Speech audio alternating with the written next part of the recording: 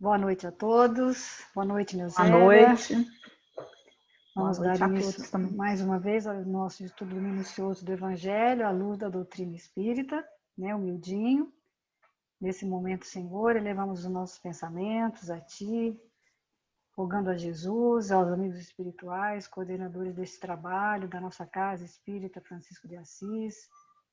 Enfim, Senhor, pedimos que possamos estar nesse momento conectados com o alto, conectados com nossos amigos espirituais, com os nossos mentores individuais, com os mentores da nossa casa, para que possamos realizar um trabalho, uma reflexão sobre o tema da noite, que os irmãozinhos que também lá se encontram possam ser beneficiados, que eles possam receber neste momento as nossas vibrações de muita paz, de muito carinho, de muita harmonia, sem nenhum julgamento, e que, enfim, Senhor, nossos irmãos, todos eles possam, nesse momento, ser amparados pela espiritualidade boa e amiga. Fica conosco, Senhor, hoje, agora e sempre.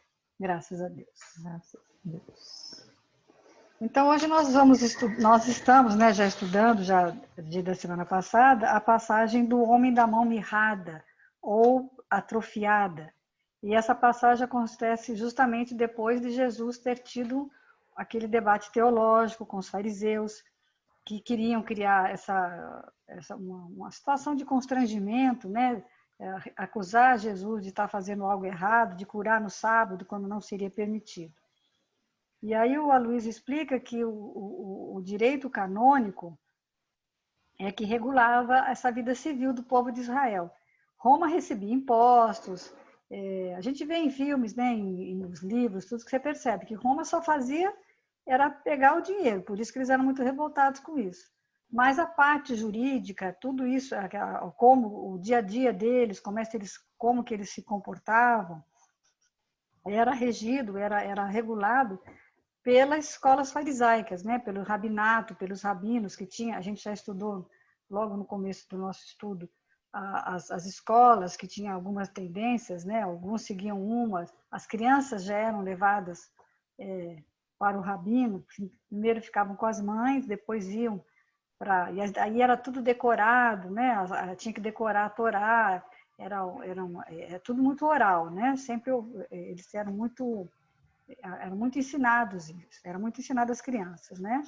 Então, os rabinos é que dominavam e regulavam todos aqueles costumes da época. Então, por isso, mas Jesus ele não se sujeita, né? O evangelho de Jesus não se sujeita a esse tipo de capricho, de interesse de regras humanas. Então, eles viviam baseado muito em regras, muito rígidas. Não é? E aí ele fala, o Luísio fala que o evangelho é livre para amar. Né?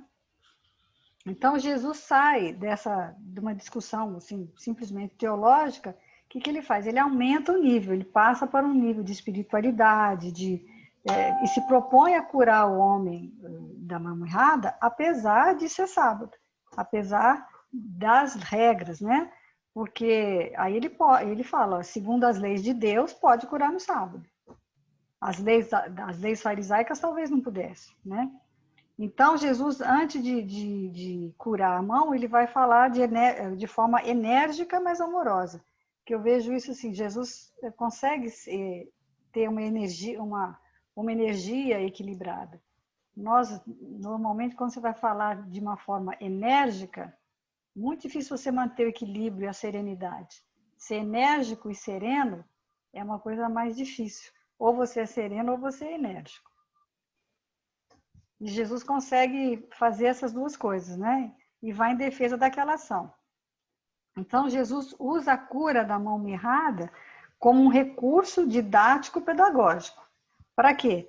No contexto da cura, é um pretexto para ele ensinar alguma coisa a mais. Ou seja, o que ele está falando? Que aqueles fariseus, que aquele grupo de fariseus, sofria de um outro tipo de atrofia, que era a atrofia do coração, do sentimento. Porque eles usavam a lei e não viam que aquele homem estava precisando ser curado, né? Então, aquela enfermidade física do homem era uma coisa pequena, né? Diante de algo maior. Então, ele lança a mão da cultura do mundo.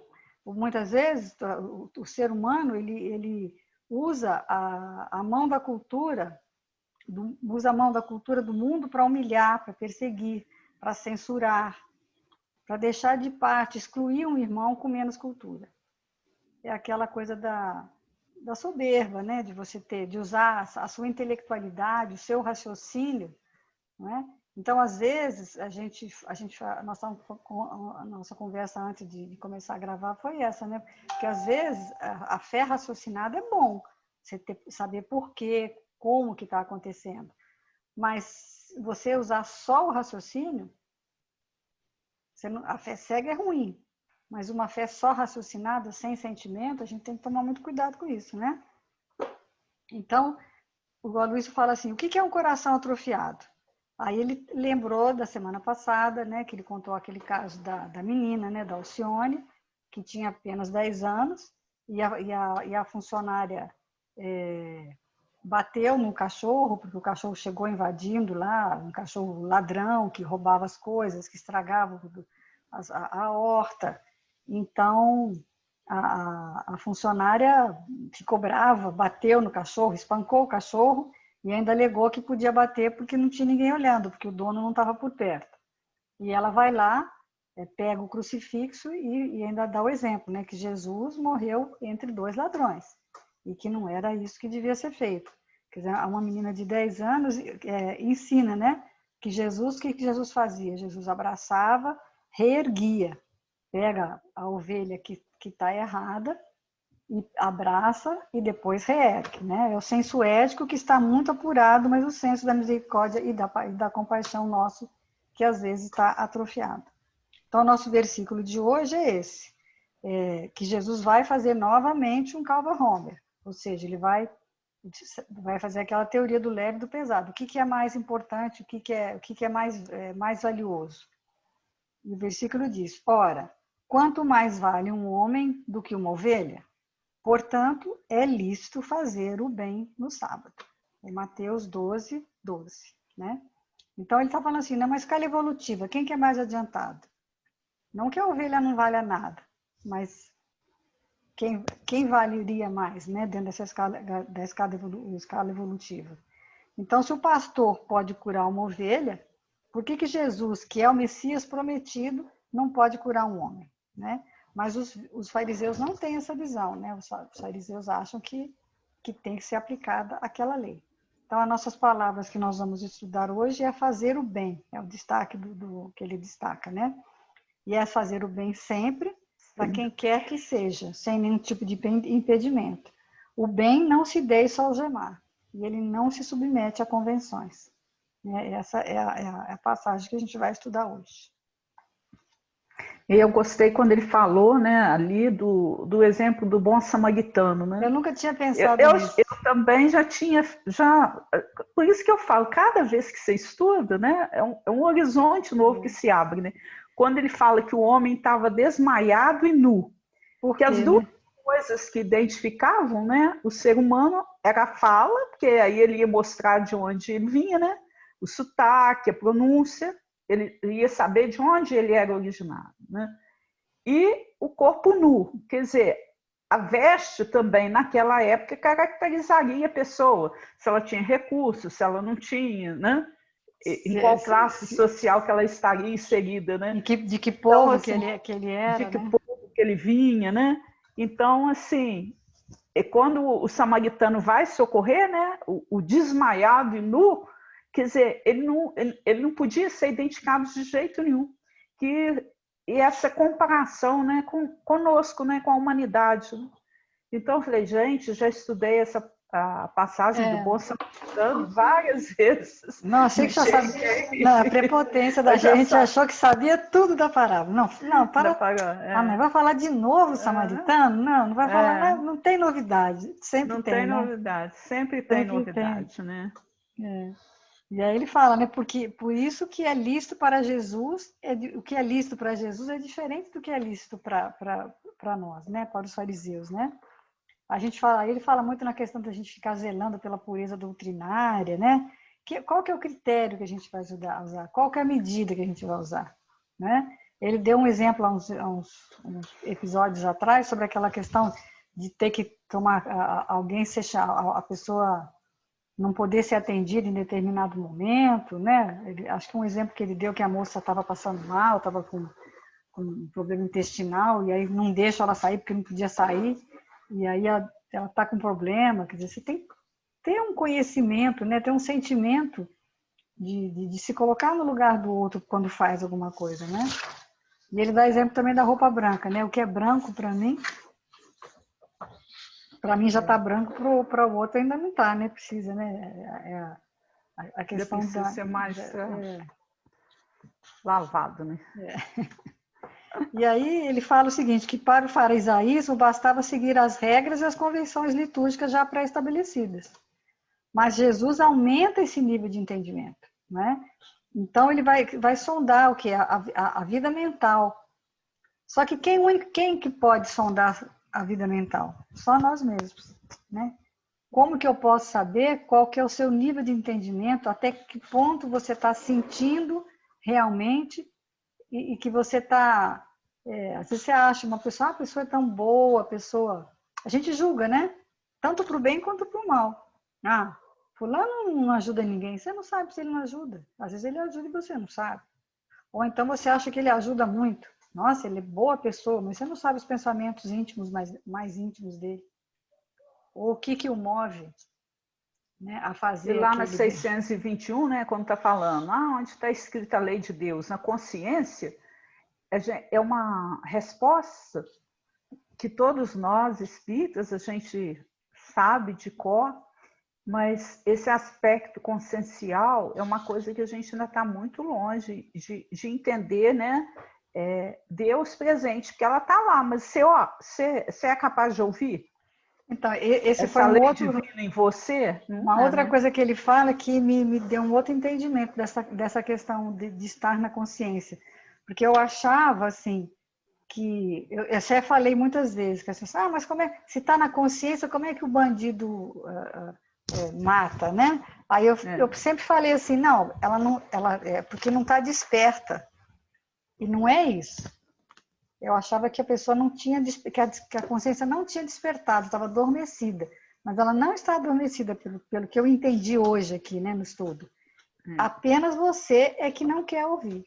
Você que não quer ouvir o que ela tem a Você, te dizer. Porque na realidade, se você pensar, Rita, quando a gente vai ter qualquer tipo de ação, às vezes é uma fagulha minúscula que te dá um alerta assim, fala assim, não faz.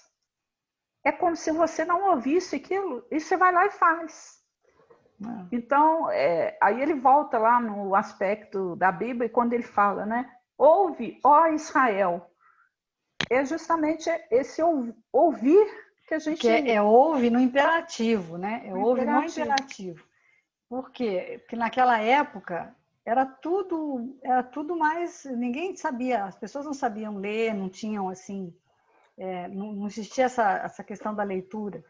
E até é engraçado que hoje por causa dessas questões da pandemia, a gente está mais ouvindo, né?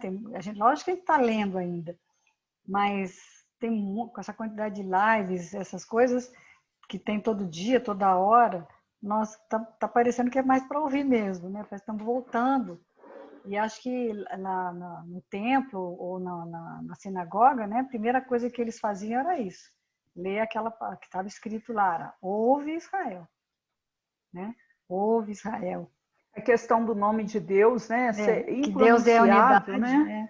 E É um ele é a unidade. YHWH. É o tetragrama, né? Que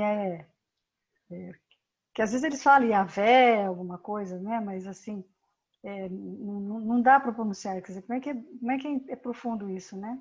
E que ele é a unidade, mas não é único. É o Né? feminino e o masculino. Ele é né? feminino, masculino, os dois em harmonia, é a energia do pai, mas também é o colo da mãe. Colo né? da mãe. Deus é ética, mas também é misericórdia. É isso que a gente não consegue juntar, né? A gente aplica justiça, aquele negócio que nós falamos na semana passada, né? Você corrige, mas não ensina. esquece, né? Corrigir, a gente está sempre querendo corrigir. E a gente é um minuto de vigilância, né? Aquela coisa que ele falou que você passa hoje às vezes acontece com você. Você está indo trabalhar, aí você vê passa por um bar, tem um monte de gente, uns homens ou mulheres, seja lá quem for ali no bar sentado, você já logo pensa assim, imagina, uma hora dessa, né?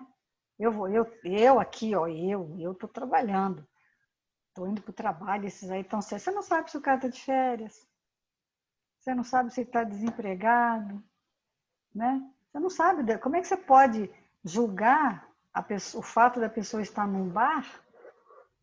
O que ele está fazendo ali, por que ele está ali, o que o levou a estar ali? Mas é uma coisa quase que automática que você faz.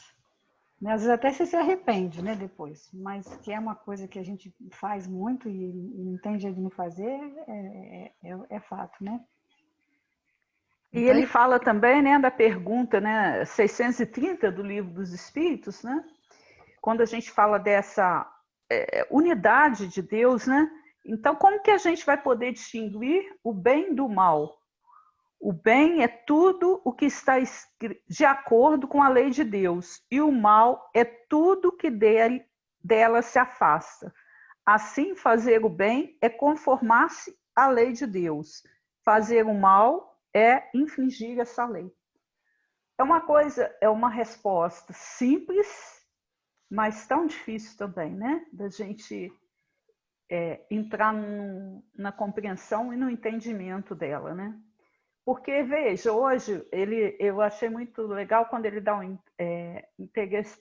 falando o exemplo das questões das pessoas, né, que defendem os direitos humanos.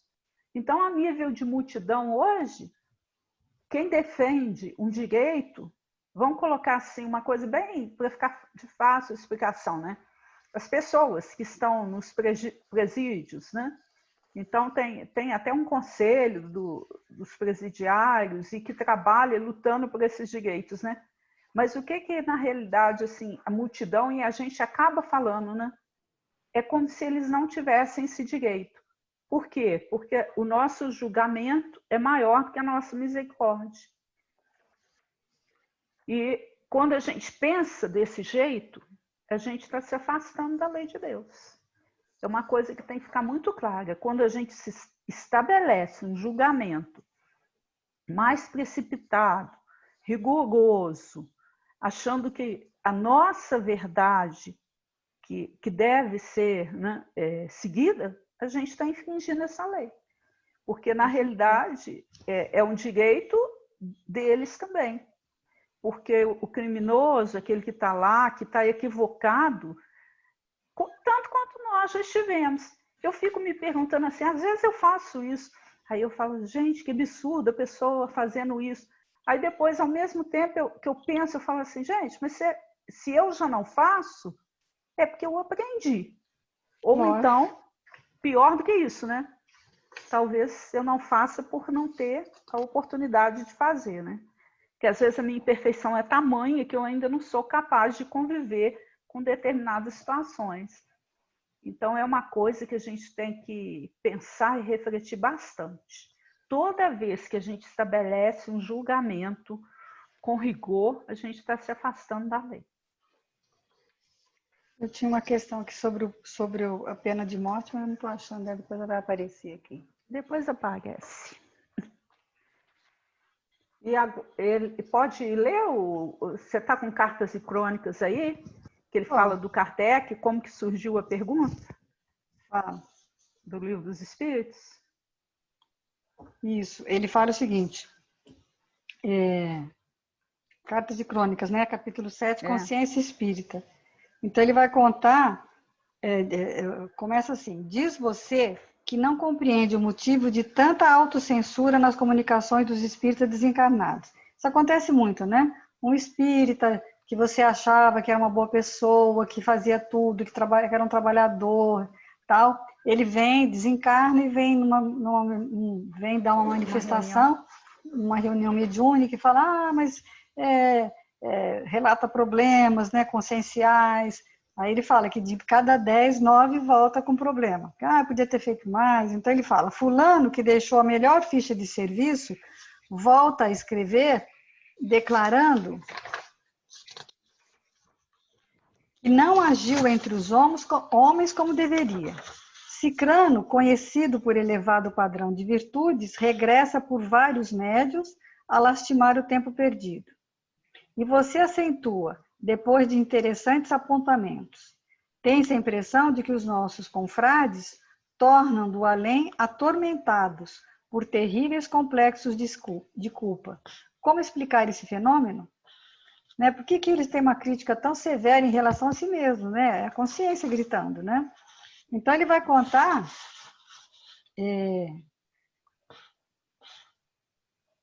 que o Kardec foi dormir pensando, né, num sonho, naquele sonho de Lutero, e que aí, quando ele deitou, ele dormiu, né, quando ele foi, ele se desdobrou, e junto dele ele identifica um enviado de planos sublimes que o transportou de chofre a nevoenta região, onde gemiam milhares de entidades. Então, você imagine que lugar que você fala milhares de espíritos atormentados com um sentimento de culpa, né? E aí, ele diz, em sofrimento estarrecedor, soluços de aflição casavam-se a gritos de cólera, blasfêmias seguiam-se a gargalhadas de loucura. Atônito, Kardec lembrou os tiranos. Aí ele pensou, deve ser aqueles ditadores, né, da história, Nero.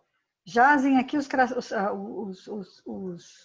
crucificadores de Jesus, aqueles que mandaram soltar Barrabás e tamparam pedra na cruz.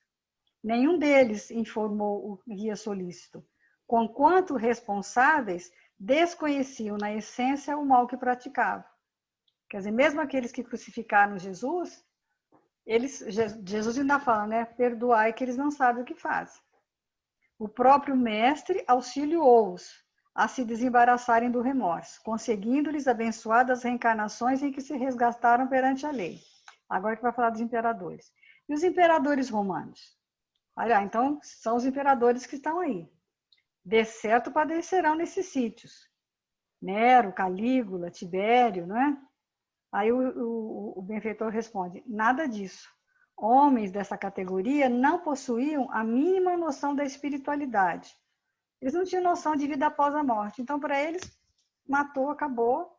Então, para eles não tinha assim, essa consequência toda. Então me diz, que sofredores são estes cujos gemidos e imprecações me cortam a alma? Que Kardec estava assim, imagine, né, chegar num lugar desse com milhares de espíritos sofredores e querer saber quem são. Temos junto de nós os que estavam no mundo plenamente educados quanto aos imperativos do bem e da verdade, e que fugiram deliberadamente da verdade e do bem, especialmente os cristãos infiéis de todas as épocas, perfeitos conhecedores da lição e do exemplo do Cristo, mas que se entregaram ao mal por livre vontade. Para eles, um novo berço na terra é sempre mais difícil. Isso eu grifei aqui, porque você pensa bem. Para um malfeitor, talvez que não tinha nada, que não tinha muita consciência, reencarnar para ele, é o que ele está falando, não é? É mais fácil, quer dizer, vai demorar mais, porque eles primeiro, o que fez o mal, mas não tinha muita consciência, ele não tem esse sentimento de culpa. E acho que enquanto ele não se livrar desse sentimento, e não vier assim uma reparação, ele não vai ter condição de reencarnar. Então, é um atraso, né? Chocado com a inesperada observação, Kardec regressou ao corpo e, de imediato, levantou-se e escreveu a pergunta que apresentaria na noite próxima ao exame dos mentores da obra em andamento, que figura como sendo a questão 642. Quer dizer, é interessante que ele conta como que essa pergunta surgiu para Kardec. Como é que ele elaborou essa pergunta? Através de um sonho. Né? Aí você quer falar 642? O que eu achei interessante aqui, né? Vale lembrar que a gente tem até um livro, né? Que fala do Hospital da Esperança, que é para receber espíritas, né? Nós, né? Lá no mundo espiritual, que temos todo esse conhecimento, mas em termos de prática, né? E a pergunta 642 é muito séria também. Basta não praticar o mal para agradar a Deus e garantir sua posição futura? Não. É preciso fazer o bem no limite de suas forças, pois cada um responderá por todo mal que haja resultado de não ver praticado o bem. E essa questão, quando fala, né, limite das forças, é uma coisa muito séria, né? Porque o nosso limite em relação ao bem é muito estreito, né? Muito estreito. É porque existe a indiferença moral, é o que a gente chama de indiferença moral, né? Você vê, sabe que está ali, mas você fala assim, não é comigo, vou deixar para outro fazer, não estou pronta, usa desculpas. Estou pronta, a gente vai usando as desculpas. Os desculpismos. Mas Depois tem até uma leitura que eu achei interessante, que fala meio bem. Vou ler depois, deixa a gente seguir aqui. Porque aí você passa a ser coautor, né? Aquele bem que você não fez, que gerou um mal, você passa a ser a coautor dele. Tem uma história interessante aqui, que é parecida com essa, que está no livro Relatos da Vida, o capítulo chama Consciências, do irmão X, que seria Humberto de Campos, né, o irmão X, né? O Chico, que é o médium, é o Chico. Então, ele conta a história de um rei, que numa audiência rotineira lá de julgamento, apareceram 5 malfeitores, que vinham pedir para ele proteção e misericórdia. Todos eles, assim, muito aparentemente arrependidos e muito querendo ser amparados. Então, todo o histórico deles senhor rei, por favor, né, humildemente, me perdoe, me absolva, né? Então, o primeiro diz assim, rogou em lágrimas: juro pelo Altíssimo que não matei com intenção. Aí ele conta que ele começou a discutir com o ladrão dos seus cavalos e num determinado momento ele sentiu a cabeça turva, rolou no chão sobre o contendor, o dominou e quando viu o homem estava morto. Então ele pede piedade. E aí ele fala: não tive forças de governar o meu coração. Só agora, na prisão, ouvi a palavra de um homem que repetia as lições de um profeta. Só agora compreendo que errei. Aí o soberano manda que ele vá ser levado aos cuidados de um médico, para que fosse julgado com indulgência depois. Aí vem o segundo. O segundo diz o seguinte: compadecei-vos de mim, que sou ignorante e mau. Jamais pude ler uma só frase dos sagrados preceitos, quer dizer, nunca não sabia ler. Somente agora, depois de embriagar-me e espancar o meu pai inconscientemente, é que vim a saber que o homem não deve crescer como as bestas do campo. E aí o rei manda ele para a escola. Manda ser admitido a uma escola. O terceiro vem pedir a clemência e diz o seguinte: sou analfabeto. Desde a infância trabalho no mercado para sustentar os meus avós paralíticos. E aí ele viu que vários negociantes obtinham maiores lucros roubando no peso e não hesitei em seguir-lhes os maus exemplos. Juro pela memória de meus pais que não sabia o que andava fazendo. E aí o rei manda que ele permanecesse largo tempo sob as lições de um guia espiritual. Aí veio o quarto. Perdão, rei justo. Assaltei a casa do avarento Aquibar porque não mais suportava a penúria. Tenho mulher, 9 filhos famintos e enfermos. Sou um cão batido pelo sofrimento. Cresci na areia sem que ninguém me quisesse.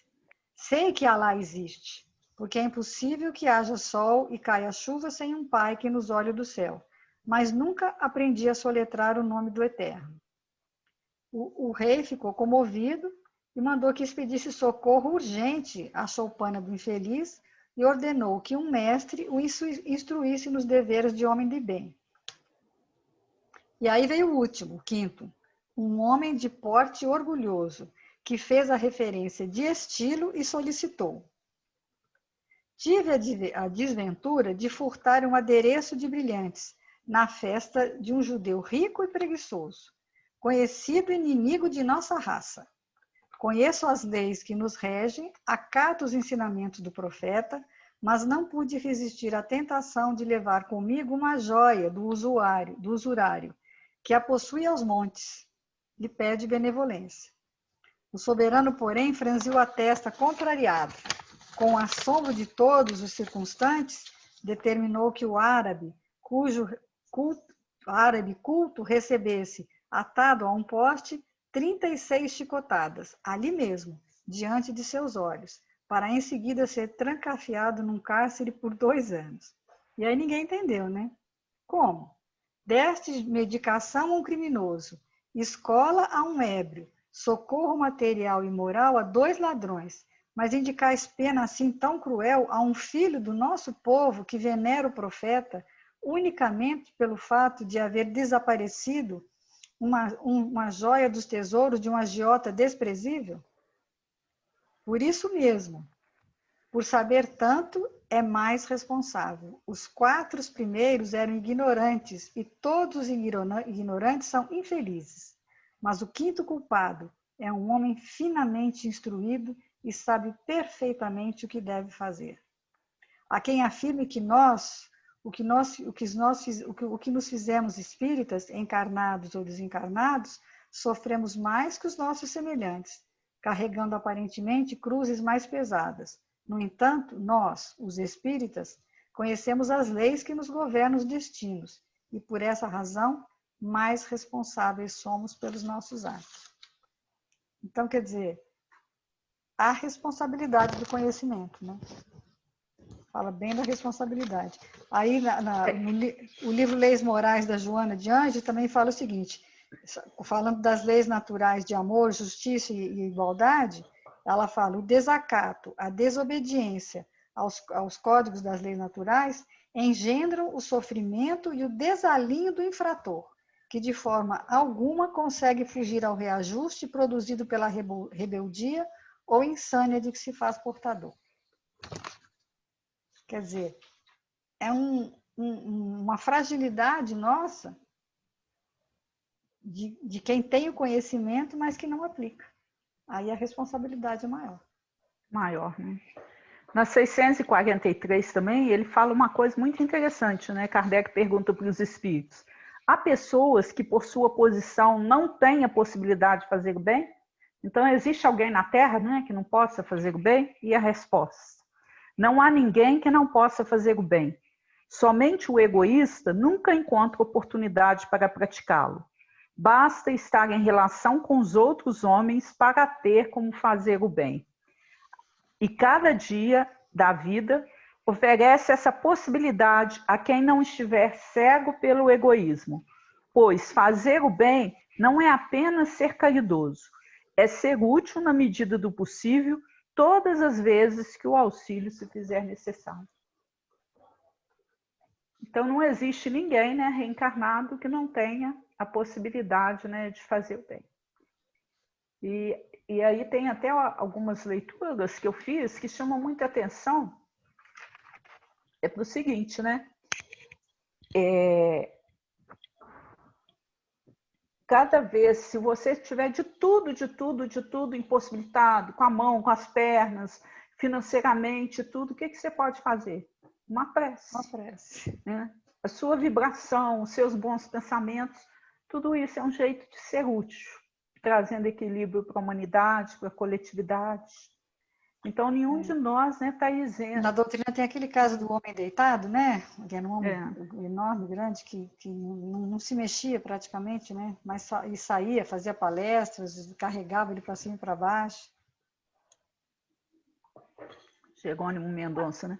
E aí ele fala também no Código Penal, né, da vida futura, o artigo 6º, que fala o seguinte: o bem e o mal que fazemos decorrem das qualidades que possuímos. Então, se a gente ainda não consegue fazer o bem, é porque ele está faltando lá dentro da gente, né? Não fazer o bem quando podemos é, portanto, o resultado de uma imperfeição.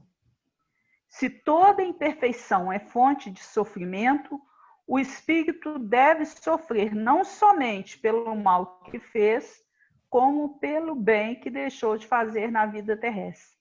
É uma resposta, né? É um artigo que complementa o livro dos Espíritos, né? Aquilo que o livro dos Espíritos falou ali. Se você não faz o bem ainda, é porque a imperfeição está em você. Não porque a nossa consciência não nos alerte para isso, né? É porque a gente não está ouvindo o que ela nos convida a ter essa mudança de atitude e a gente fica, né, sem ouvir. E depois ele fala também no artigo 17º, né? A reparação consiste em fazer o bem àqueles a quem se havia feito mal. Quem não repara os seus erros numa existência, por fraqueza ou má vontade, achar-se-á numa existência ulterior em contato com as mesmas pessoas que de si tiveram queixas e em condições voluntariamente escolhidas, de modo a demonstrar-lhes reconhecimento e fazer-lhe tanto bem quanto mal lhe tenha feito. Porque às vezes a gente tem a ilusão assim, eu estou arrependida, né? Que só o arrependimento basta. Não, não é só o arrependimento que basta. Arrepender é um primeiro passo, né? Mas você tem que reparar. Então é um desafio aí, né? Tem em Mateus 5,9, naquele livro o Evangelho segundo Mateus, por Emmanuel, né, que é uma compilação das obras de Emmanuel, que eu achei interessante, porque fala assim, o que acontece hoje nessa questão da transição planetária, né? A gente tem a ideia que a coisa não vai ter jeito, né? Mas aí tem uma fala dos organizadores dos livros, né, baseados em estudos, que foi o seguinte: os desígnios de Deus, apontando sempre para o bem, o progresso e a paz, podem ser turvados momentaneamente pelas sombras passageiras, mas estas jamais serão capazes de obstá-lo de maneira definitiva. Então, é esse grande momento que a gente está vivendo, eu acho que é bem isso, né? Então, a questão nossa aí de fazer o bem, o progresso, a paz, eles estão turvados momentaneamente, mas as sombras são passageiras, assim como a noite, né? Surge, mas vem um novo amanhecer com a possibilidade, né? Porque o bem, ninguém pode constituir obstáculo ao bem. De um jeito ou de outro, você tem que evoluir em direção a ele, né? Com ele, né? Abrindo novas possibilidades aí. Lá no livro Céu e Inferno, logo no título, ele coloca uma frase de Ezequiel, que diz assim: por mim mesmo juro, disse o Senhor Deus, que não quero a morte do ímpio, senão que ele se converta, que deixe o mau caminho e que viva. Que é aquela questão, né, da gente entender que o mal não existe, porque aquela coisa da eternidade do mal, que existe um ser único que combate Deus o tempo todo, né? Então a gente tem que entender. Aí Kardec vai trazer uma proposta de um novo entendimento do que seja o mal, né? Porque para muitos o mal ainda é um poder tão grande quanto o do Criador, né? Quando a gente vai ler de forma literalista o Evangelho, a gente pode entender, pode se ter esse entendimento, né? Daquelas penas eternas, como se houvesse um universo dualista, onde o bem e o mal lutam incessantemente um contra o outro, não é isso, né? E pessoas, né, os seres destinados eternamente à prática do mal, que sempre vinculados ao mal, como se o mal fosse eterno. Então, Kardec traz essa proposta de uma nova compreensão, um redimensionamento do mal, colocando ele no seu devido lugar. Então, a doutrina espírita vem explicar para nós que todos nós partimos do mesmo ponto, sem qualquer exceção, e sempre para o mesmo destino, pelo mesmo rumo. Só que uns vão demorar mais, outros menos, né? Porque cuja função pela eternidade afora seja trazer o sofrimento, quer dizer, não existe mais aqueles seres cuja função seja o sofrimento eterno, ficar perseguindo as almas eternamente, né? E essa figura que representa o mal, tenha o nome que for, na realidade não existe, né? Não há um líder que se contrapõe a Deus. Verdade. Né? Que não há uma força, senão seria como se estivesse equiparando a força de Deus a uma força maligna contrária, né? A lei da evolução vai trazer a lei das encarnações, né? Lá no livro Consolador, a questão 135 diz: se o determinismo divino é o do bem, quem criou o mal? O determinismo divino se constitui de uma só lei, que é a do amor para a comunidade universal. Todavia, confiando em si mesmo, mais do que em Deus, o homem transforma sua fragilidade em foco de ações contrárias a essa mesma lei, efetuando desse modo uma intervenção indébita na harmonia divina. Eis o mal. O que é o mal? É a gente interferindo de forma indébita, de forma equivocada na lei, né? Então, o mal, ele nasce dessa fragilidade humana, das suas dúvidas, da sua ignorância, da sua ilusão em relação ao seu destino e às finalidades da vida. Cego pelas suas paixões, acaba convertendo sua fragilidade num foco de ações contrárias à lei do bem, que é a essência do Criador. Aí ele diz assim: urge recompor os elos sagrados dessa harmonia sublime. Eis o resgate. Então você, por uma ilusão, por se achar, se colocar no lugar de Deus, você se fica frágil, se equivoca, e aí vem o reajuste, né? Então, vê depois que o mal, essencialmente considerado, não pode existir por Deus em virtude de representar um desvio do homem, sendo zero na sabedoria e na providência divina. O Criador é sempre o Pai generoso e sábio, justo e amigo, considerando os filhos transviados como incursos em vastas experiências. Então, lá no Livro dos Espíritos, aqueles espíritos que ficam revoltados, rebeldes, que se revoltam contra as leis divinas, eles dizem o seguinte: para eles, as eternidades serão mais longas e vão fazer mais curvas, né? Então, é só uma questão de tempo, né? Cada um vai ter a sua Ascensão de uma maneira, ascensão de acordo com as suas escolhas, de acordo com o seu livre-arbítrio, né? No livro Segue-me também tem uma leitura que chama Caridade da Paz. Aí eu pensei muito assim, que às vezes a gente fala assim, não tem jeito de ajudar, né? Eu busquei essa leitura mais nesse sentido, que ela fala assim, olha, um tipo de beneficência ao alcance de todos e que não se deve esquecer, ocultar os próprios aborrecimentos a fim de auxiliar. Se exibes a figura da mágoa na palavra ou na face, ei-la que se expande, a feição de tóxico mental, atacando a todos os que se deixam contagiar. Os estados negativos da mente, como sejam a tristeza, o azedume, a angústia ou a inconformidade, constituem sombras que o entendimento e a bondade são chamados a dissipar. Recordemos o donativo da paz, a que todos nos compete distribuir a benefício dos outros, evitando solenizar obstáculos e conflitos, aflições ou desencantos que nos surpreendem à marcha.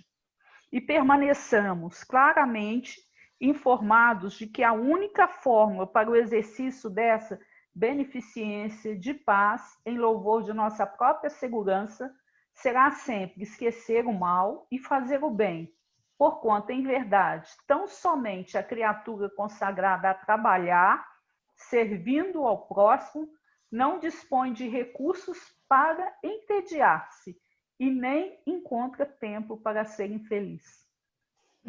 Eu achei muito bonito, né? A questão da nossa vibração, né? Quando a gente está estampando, né, a mágoa na palavra ou na face, a gente está expandindo o mal.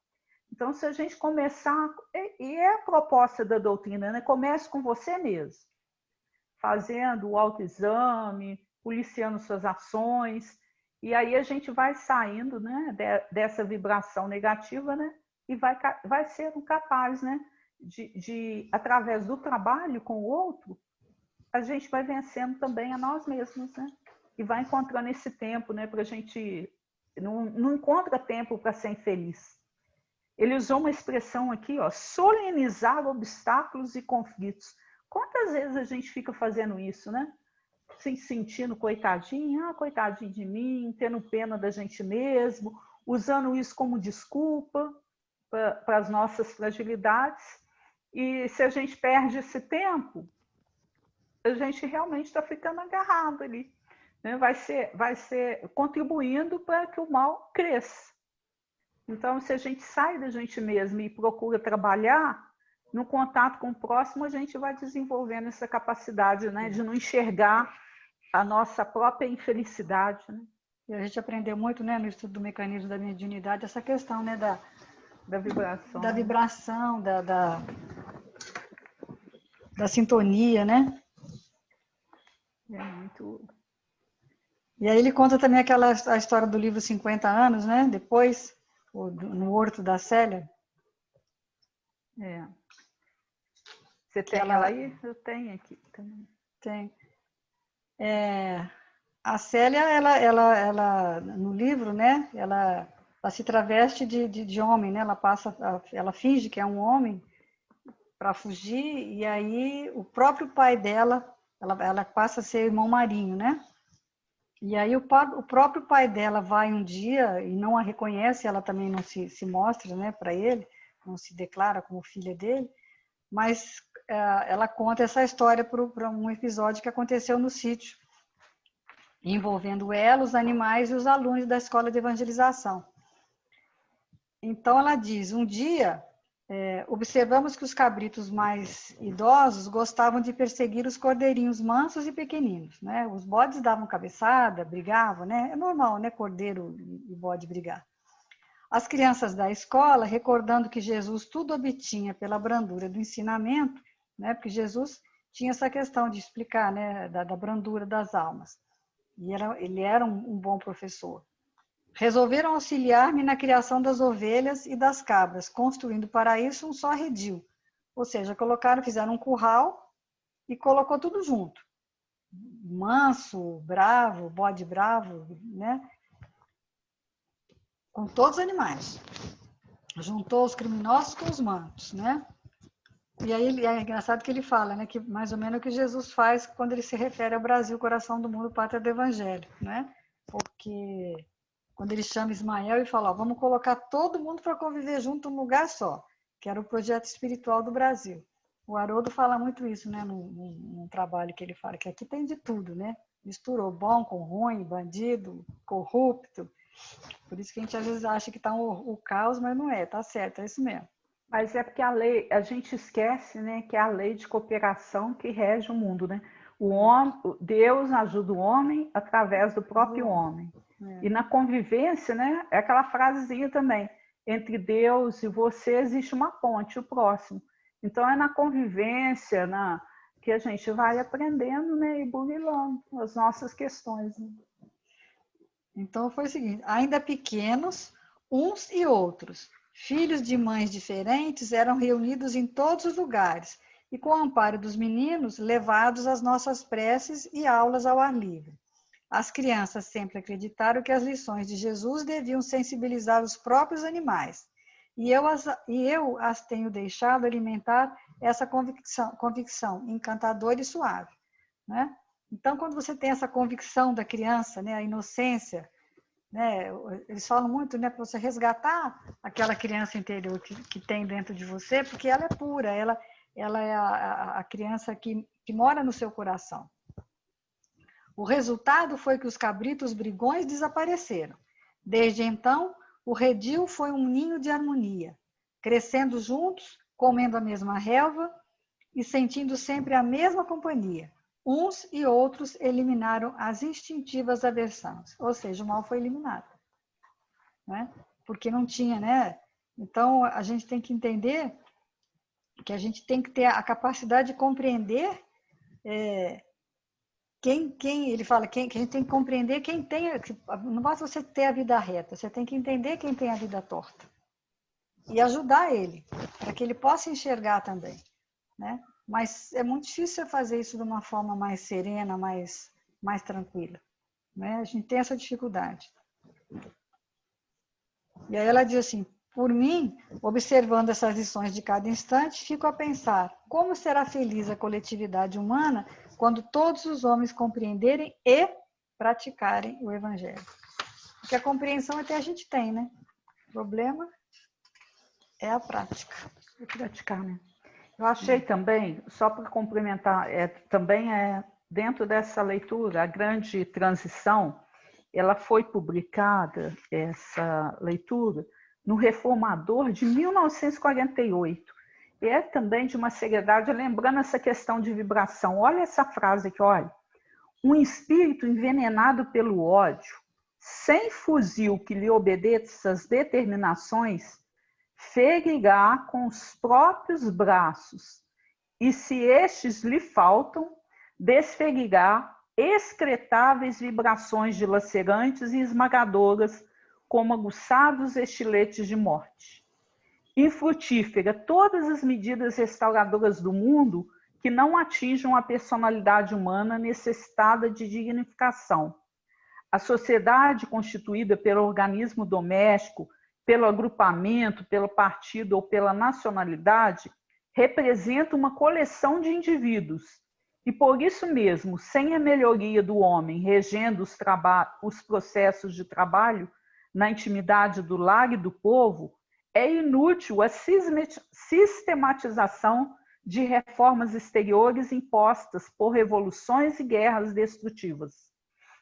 Advoga-se a igualdade das oportunidades como fórmula ideal de socialismo cristão para as democracias. Entretanto, partindo a premissa de pensadores evangélicos, urge compreender que essa igualdade de recursos já foi estabelecida pelo divino governador do planeta. Então, falar que não existe a oportunidade de evoluir já foi instituída há muito tempo, né, pelo nosso divino governador, que é Jesus. Eis porque o problema da harmonia espiritual nunca será resolvido por ordenações exteriores. O homem cristianizado é coluna viva da democracia futura, em que o reinado da ordem na estrutura do Estado não colidirá com o reino de Deus em construção na individualidade humana. Não bastam leis benignas, requisitam-se caracteres elevados que as respeitem e cumpram. Não valem somente princípios enobrecedores, são necessários corações valorosos que aceitem as condições imprescindíveis à santificação. A simples denúncia da guerra não atende. É imperioso suprimi-la da esfera de nós mesmos, ambientando o amor e a paz na própria vida. Enquanto não se capacitar o homem da grandeza da herança que o universo lhe reserva, a condição de filho de Deus, é impossível a sublimação da humanidade. A sabedoria do Eterno, porém, transforma os males da criatura em amarga medicação para elas mesmas. Das angústias coletivas, entretanto, surgirão claridades renovadoras.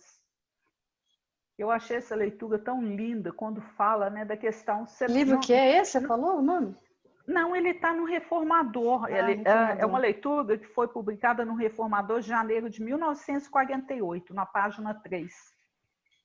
E o quanto que a gente vê, né, aquela questão ali, é a mudança do pensamento, porque você, com o seu pensamento, você pode, não precisa ter arma nenhuma, você vai ser capaz de destruir ou construir. Né? E as oportunidades, quando fala assim, né, que a igualdade, que a gente ouve falar aí no mundo, né, mas tinha que ser tudo igual, as oportunidades são as mesmas, mas elas já estão aí. A lei de Deus é misericórdia e justiça para todos. Então, enquanto a gente não aprender isso, ter essa compreensão e fazer aquilo que nos compete, né? E fazer aquilo que nos compete é só o quê? colocar todo esse conhecimento que a gente já tem vindo armazenando através das várias reencarnações, né, em prática. Só que a gente usa dos maiores desculpismos, né, para não seguir em frente. E aí é um desafio, né, que a gente possa ser capaz de ter mais alegria, mais desprendimento, mais contentamento, né, em relação a tudo isso. O livro Fonte Viva, capítulo 38, fala assim, se soubéssemos, que aí é baseado na fala de Jesus, né? Pais, perdoa-lhes porque não sabem o que fazem. Aí ele diz, se o homicida conhecesse de antemão o tributo de dor que a vida lhe cobrará no reajuste do seu destino, preferiria não ter braços para desferir qualquer golpe. Se o caluniador pudesse eliminar a crosta de sombra que lhe enlouquece a visão, observando o sofrimento que o espera no acerto de contas com a verdade, paralisaria as cordas vocais ou imobilizaria a pena, a fim de não se confiar à acusação descabida. E aí continua mais para frente. Se o ingrato percebesse o fel da amargura que lhe invadirá mais tarde o coração, não perpetraria o delito da indiferença. Se o egoísta contemplasse a solidão infernal que o aguarda, nunca se apartaria da prática infatigável da fraternidade e da cooperação. Se o glutão enxergasse os desequilíbrios para os quais encaminha o próprio corpo, apressando a marcha para a morte, renderia culto invariável à frugalidade e à harmonia. Se soubéssemos quão terrível é o resultado de nosso desrespeito às leis divinas, jamais nos afastaríamos do caminho reto. Perdoa, pois, a quem te fere e calunia. Em verdade, quantos se rendem às sugestões perturbadoras do mal, não sabem o que fazem. Né? Quer dizer, a gente não sabe mesmo o que faz, né? Achei a da pena da morte aqui, agora achei. Aquela que fala da pena de morte, essa aqui, ó, é a questão 761 do Livro dos Espíritos. A lei de conservação dá ao homem o direito de preservar a sua vida. Não usará ele desse direito quando elimina da sociedade um membro perigoso? Há outros meios dele se preservar do perigo, que não matando. Demais, é preciso abrir e não fechar ao criminoso a porta do arrependimento. Então, aqui tem que dar o quê? Dar a possibilidade de renovação, né? Porque a providência divina, ela corrige amando. Então, como é que ela faz? Ela junta comparsas de outra encarnação numa família, né? Porque para Deus não existem algozes ou vítimas, porque Ele sabe o que tem de bom em cada um.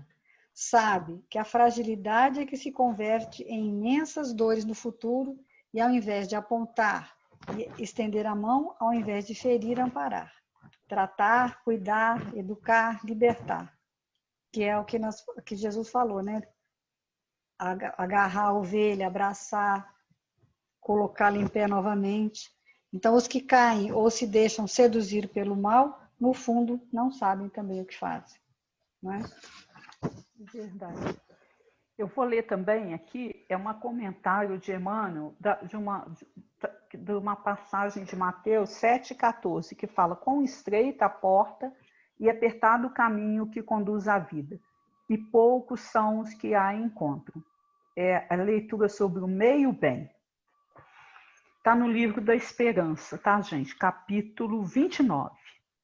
Não desconhecemos que todo cultivador espera resultados da lavoura a que se dedica. E nem ignoramos que semear e colher conforme a plantação constituem operações matemáticas no mecanismo da lei. Achei essa leitura também linda. Examinamos aqui tão somente a estranha atitude daqueles que não negam a eficácia da abnegação, entregando-se, porém, ao desvairado egoísmo de quem costuma distribuir 5 moedas no auxílio dos outros com a intenção de obter 5.000. Efetivamente, o mínimo bem vale por luz divina, mas, se levado a efeitos sem propósitos secundários, como no caso da humilde viúva do Evangelho que se destacou nos ensinamentos do Cristo, por haver cedido de si mesma a singela importância de 2 vitems, sem qualquer condição. Precatemo-nos deste modo contra o sistema do meio-bem, por onde o mal se insinua envenenando a fonte das boas obras. Estrada construída pela metade patrocina acidentes. Víboras penetram em casa, varando brechas. O bem pede doação total para que se realize no mundo o bem de todos. É por isso que a doutrina espírita nos esclarece que o bem deve ser praticado com absoluto desinteresse e infatigável devotamento, sem que nos seja lícito, em se tratando de nossa pessoa, reclamar bem algum. Bonita, né? Muito bom. Nessa hora, né? É. Eu achei essa leitura, falei, gente, meio bem, é tudo que a gente faz, né? Que você vai fazendo, mas no fundo você cobra do outro, né? E quando existe essa coisa, tudo bem, que o bem é sempre o bem, e qualquer luzinha que você acenda, ela vai reverter para você, né? Quando você acende uma luz, você é o primeiro a ser iluminado. Mas a gente tem que entender que a gente, enquanto espírita, não dá para ficar só no meio, não, né? Quando a gente fica no meio, a gente abre brecha para a questão 642 do Livro dos Espíritos, né? E aí a gente depois vai levar susto, vai desencarnar e precisar ir lá para o Hospital da Esperança, do Eurípides. Eu tinha até esse livro aqui em casa, procurei ele para me dar uma folheada nele hoje, porque ele é muito lindo, mas devo ter emprestado e não tive retorno. Na hora? Tá na hora, vamos encerrar? Eu tenho mais coisa aqui, mas depois eu ponho para o pessoal ler, vou colocar. Porque eu também, assim, pesquisei muito. Eu ainda tenho, assim, Bênção de Paz, a Fonte Viva, outra coisa, mas eu tenho aqui o Pão Nosso, devagar, né? o livro Pão Nosso, que fala do pecado do pecador, que diz assim, ó, amado, não sigas o mal, mas o bem. Quem faz o bem é de Deus. Mas quem faz o mal não tem visto a Deus. Quer dizer, só não está vendo Deus, né? Tem as quedas morais aqui também. Ouve, ó Israel. Ouve, Israel. Ouve, Israel. E a questão 1009 também é interessante. Eu vi um comentário do Arthur falando, mas isso é grande.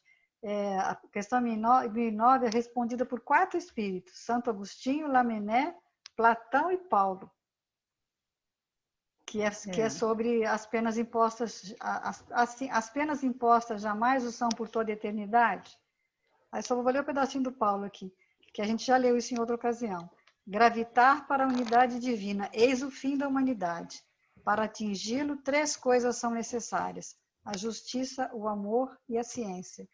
3 coisas lhe são opostas e contrárias: a ignorância, o ódio e a injustiça. Mas as que faltaram minhas aqui, depois eu ponho na descrição do vídeo, o pessoal continua o estudo, quem sabe. Vai lendo aí. E a gente mesmo, né, em outras lives, a gente vai retornando, porque na realidade, se a gente for, eu fico encantada com isso, né, que eles têm 1000 maneiras de mostrar para a gente que o caminho é um só. Posso fazer a prece, então? Pode, na hora. Acaba na Não hora vai hoje. falar mais alguma coisa? Não. Te cortei, desculpe. Não, tá na hora. Senão a gente passa da hora. Tá bom. Então tá jóia. Jesus, amigos espirituais, nós agradecemos a bênção de estarmos aqui nesse momento em que a gente estuda bastante. Nós temos a certeza que esses ensinamentos tão grandiosos penetram pouco a pouco, né, no nosso entendimento. Mas que todos os amigos espirituais da nossa casa, aqueles frequentadores da nossa casa espírita, que por uma questão da pandemia, né, não possam estar presentes, mas quem sabe, né, durante o sono, a gente não possa se reunir, continuar buscando uns aos outros, para estabelecermos esse vínculo, né, de fraternidade, de compreensão, e continuar, através, né, dos estudos, das palestras que a gente tem feito, procurando ouvir essa voz da nossa consciência, que está aqui tão harmonizada frente à lei, nos convidando a nos tornarmos pessoas melhores. E é com a certeza, né, desse amparo que nós agradecemos. E fique conosco, Senhor, e com toda a humanidade, aos dias e horas, em todos os tempos.